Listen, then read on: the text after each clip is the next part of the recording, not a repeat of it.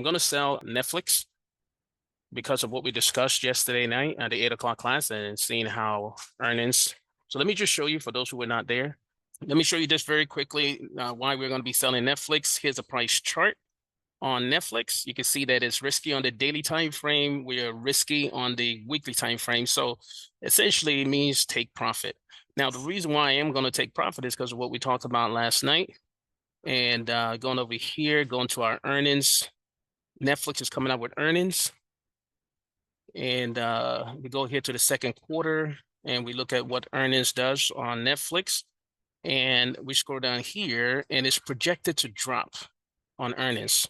I showed this yesterday, showing how over the last 4 years, 5 years, what the results has been. So it wasn't really worth the risk to stay in during earnings.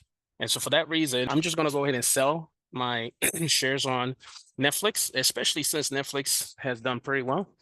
Let me show you this again too, just so you can understand how this works. This was earnings right here. It dropped. But like I said, over a period of time, what does it do? It recovers.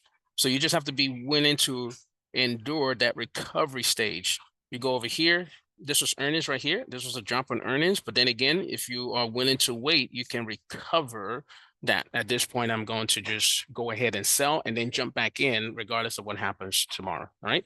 So let's start with that. And we are going to sell our Netflix trade because we know that things are not going to be, it's not projected to gap up.